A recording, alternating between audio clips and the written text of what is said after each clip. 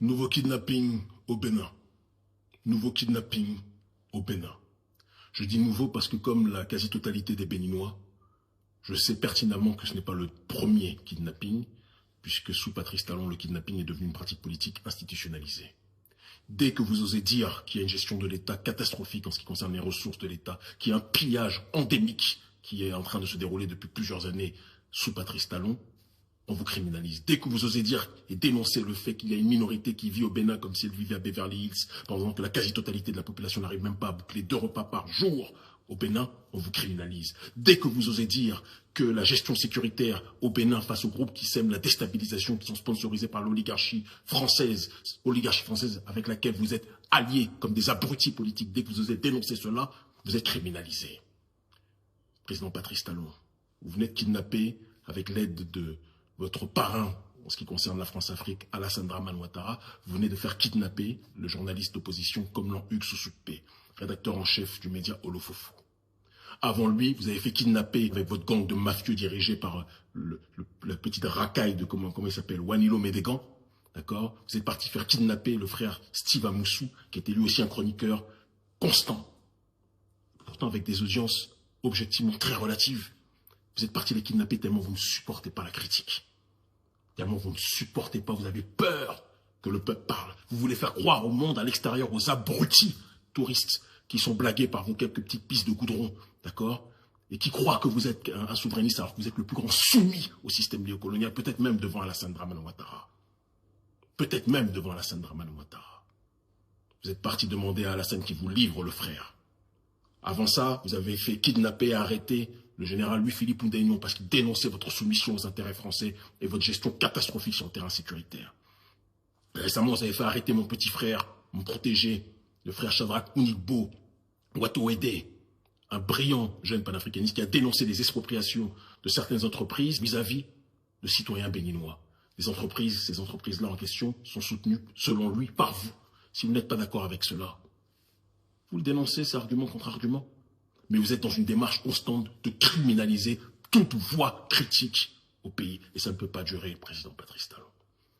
Il y a plein d'anciens qui me disent depuis des mois, s'il te plaît Kémy, sois plus cordial avec le président, sois plus courtois avec le président Patrice Talon. Même si tu l'attaques, on sait que tu le détestes politiquement. Mais au moins essaie d'y mettre les formes, c'est le père de la nation. Mais est-ce qu'un père de la nation se comporte comme un persécuteur comme ça vis-à-vis de sa population? Vous n'avez pas un comportement de père de la nation, président Patrice Talon. Vous avez un comportement de racaille politique et il faut que quelqu'un vous le dise. Vous avez un comportement de racaille politique, de criminel politique. Et la sauce que vous faites goûter aux Béninois, le Béninois va vous faire goûter cette sauce prochainement. Si vous continuez de cette façon. C'est pas ce que je souhaite, mais c'est ce qui risque de se passer.